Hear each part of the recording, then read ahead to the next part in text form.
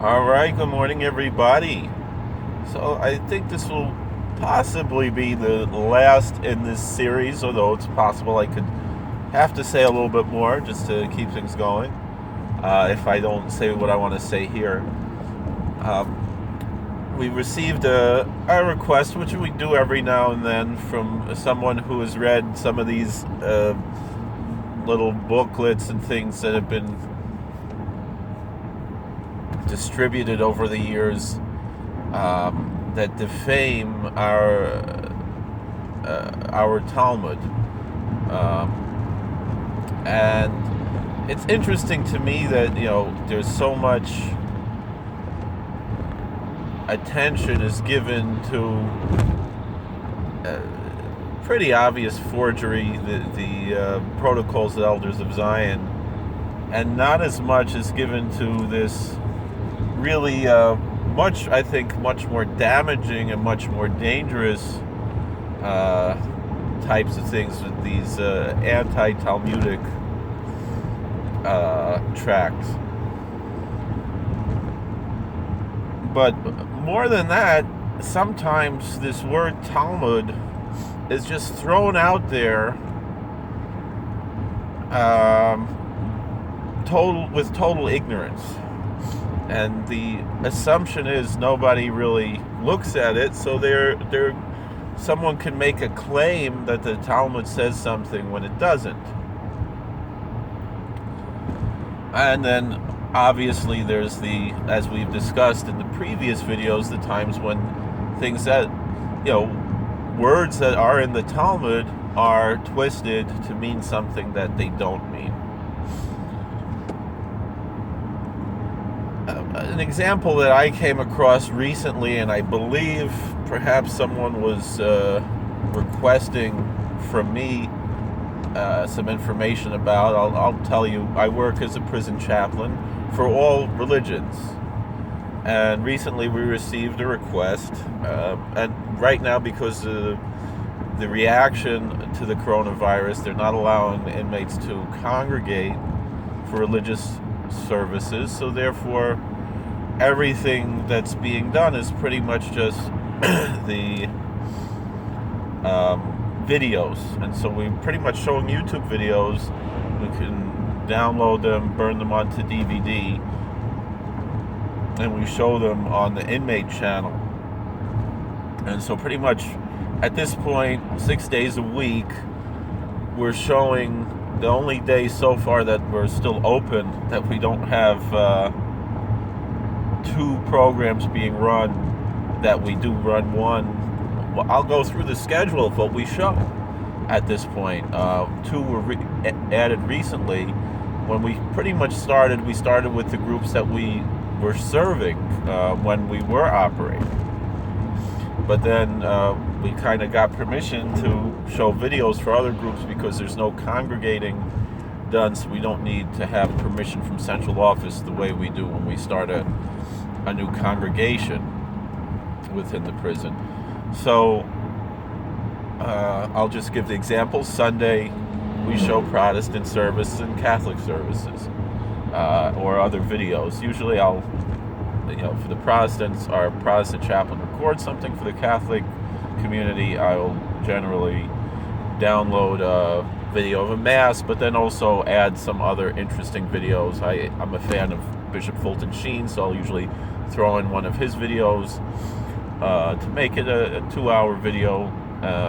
Some other videos, some other YouTube videos I found, or the young priest who has a YouTube channel where he explains Catholic doctrine and so forth, and I show that. It's called Breaking in the Habit, Father Casey. It's an interesting channel, and it's very well produced.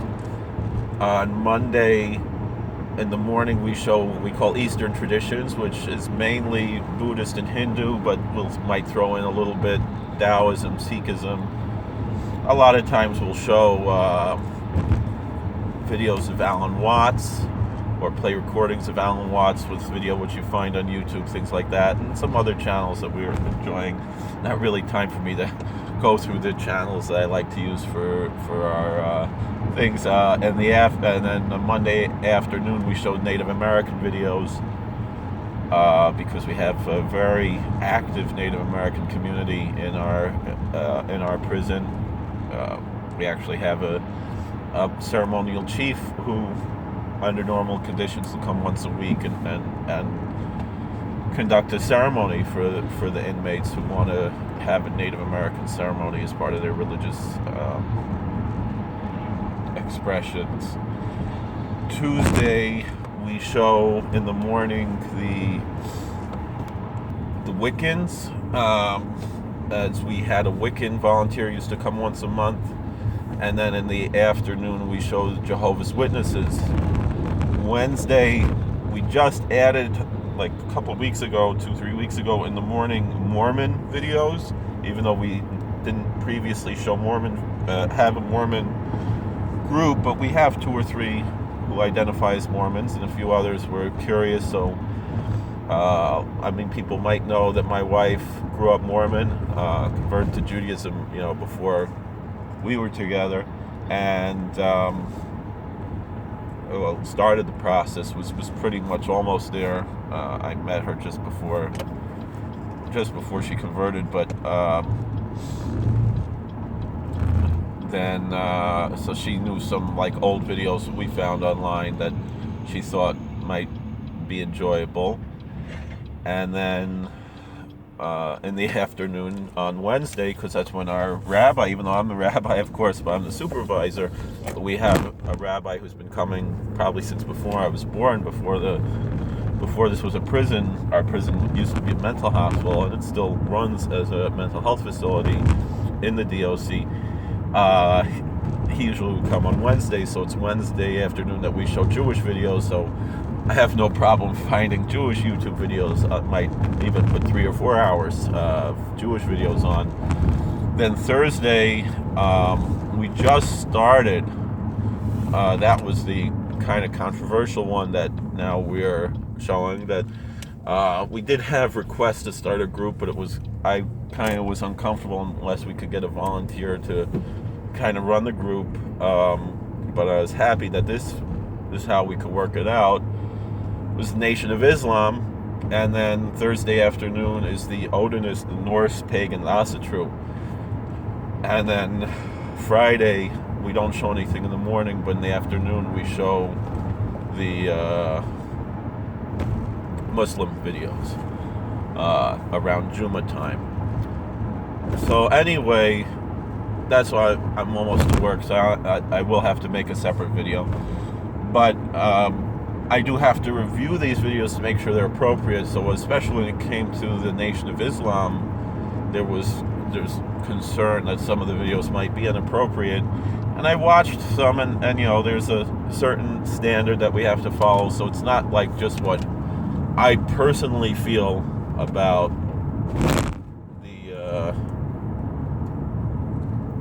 the videos. Obviously I'm going to be showing things I disagree with, but we're concerned that there shouldn't be anything that's inappropriate, including threats of violence or encouragement of violence and things like that. So watching the Nation of Islam videos, first of all, so the first one we watched was the one that was for the 4th of July,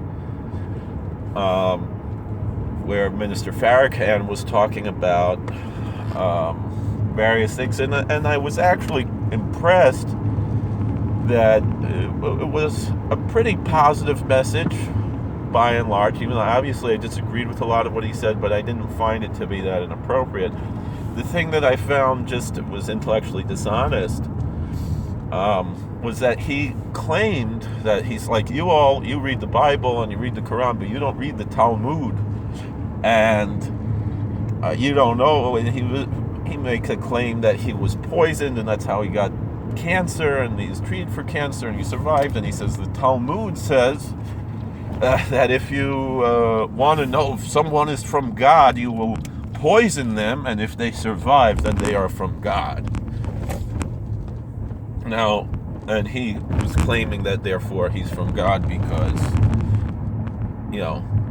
somebody poisoned him, and and he survived.